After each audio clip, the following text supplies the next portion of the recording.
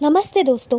Welcome to unveiling laws case law series. आज हम contract law के सबसे इम्पॉर्टेंट और फेमस केस को समझेंगे। कार्लिल वर्सेस कार्बोलिक स्मोकबॉल कंपनी 1893। ये केस हमें सिखाता है कि कब एक एडवर्टाइजमेंट सिर्फ ऐड नहीं होता बल्कि लीगली बाइंडिंग ऑफर बन जाता है। तो चलिए शुरू करते हैं। सबसे पहले समझते हैं कि ये केस इतना फेमस क्यों है। नॉर्मली हम सोचते हैं कि एडवर्टाइजमेंट सिर्फ लोगों को अट्रैक्ट करने के लिए होती है, लेकिन इस केस ने बताया कि अगर एडवर्टाइजमेंट में क्लियर प्रॉमिस हो और कंपनी की इंटेंशन सीरियस हो तो वो लीगल ऑफर बन सकती है। और अगर कोई उस ऑफर की कंडीशंस कंप्लीट कर दे तो कंपनी अपना प्रॉमिस तोड़ नहीं सकती। अब देखते हैं facts. Carbolic smoke ball company ने न्यूज़पेपर में एडवर्टाइजमेंट दिया। उसमें लिखा था, अगर कोई हमारा स्मोक बॉल इंस्ट्रक्शंस के अकॉर्डिंग यूज़ करे और उसके बाद भी इन्फ्लुएंजा हो जाए तो हम उसे £100 रिवॉर्ड देंगे।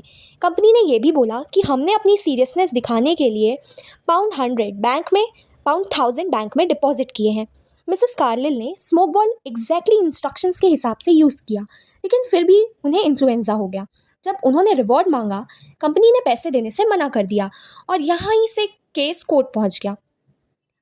अब कोर्ट के सामने सबसे बड़ा सवाल था, क्या ये एडवर्टाइजमेंट सिर्फ एक इनविटेशन थी या फिर ये लीगली बाइंडिंग ऑफर था।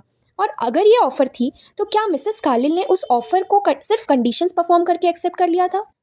कोर्ट ने कॉन्ट्रैक्ट लॉ का बेसिक रूल एक्सप्लेन किया। एक वैलिड कॉन्ट्रैक्ट के लिए ऑफर, एक्सेप्टेंस, कंसिडरेशन और intention to create legal relation.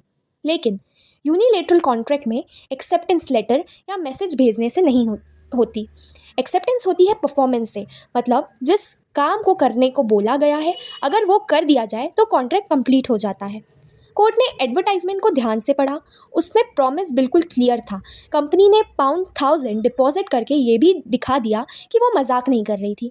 Mrs Carlill ने ये एडवर्टाइजमेंट की हर कंडीशन फॉलो की, इसलिए कोर्ट ने कहा कि उनका परफॉर्मेंस ही एक्सेप्टेंस था और उन्हें पहले से कंपनी को बताने की ज़रूरत नहीं थी कि वो ऑफर एक्सेप्ट कर रही हैं। कोर्ट ने मिसेस कार्लिल के फेवर में जजमेंट दिया। कोर्ट ने कहा कि एडवर्टाइजमेंट एक वैलिड ऑफर थी। मिसेस कार्लिल ने कंडीशंस परफॉर्म करके ऑफर एक्सेप्ट कर ली, इसलिए कंपनी लीगल बाउंड थी £100 रिवॉर्ड देने के लिए। इस केस का सबसे इंपॉर्टेंट लीगल प्रिंसिपल याद रखिए, जब पब्लिक के लिए यूनिलेटरल ऑफर दिया जाता है और कोई उसकी कंडीशंस कंप्लीट कर देता है तो कॉन्ट्रैक्ट ऑटोमेटिकली बन जाता है। अलग से एक्सेप्टेंस कम्युनिकेट करना ज़रूरी नहीं होता। सिंपल फॉर्मूला याद रखिए, offer plus performance is equal to binding contract. Company case इसलिए हारी क्योंकि एडवर्टाइजमेंट में क्लियर प्रॉमिस था, टर्म्स बिल्कुल स्पेसिफिक थी। £1000 डिपॉजिट ने सीरियसनेस प्रूव कर दी। मिसेस कार्लिल ने सारी कंडीशंस फॉलो की, इसलिए कंपनी बाद में अपनी लाइबिलिटी से बच नहीं सकी। ये केस हर लॉ स्टूडेंट को याद होना चाहिए। जब भी एग्जाम में यूनिलेटरल कॉन्ट्रैक्ट, जनरल ऑफर या एक्सेप्टेंस बाय कंडक्ट का क्वेश्चन आए तो सबसे पहले इसी केस का नाम याद आना चाहिए। ये कॉन्ट्रैक्ट लॉ का एक लैंडमार्क जजमेंट है। एक बार जल्दी से रिवाइज करते हैं। फैक्ट्स, कंपनी ने रिवॉर्ड प्रॉमिस किया। इशू, क्या एडवर्टाइजमेंट लीगल ऑफर थी। रूल, जनरल ऑफर परफॉर्मेंस से एक्सेप्ट होती है। जजमेंट, मिसेस कार्लिल केस जीत गई। रेशियो, परफॉर्मेंस ही एक्सेप्टेंस है। अगर आपको ये केस समझ आया हो तो वीडियो लाइक करिए, सब्सक्राइब करिए और अपने फ्रेंड्स के साथ शेयर करिए। मिलते हैं नेक्स्ट वीडियो में।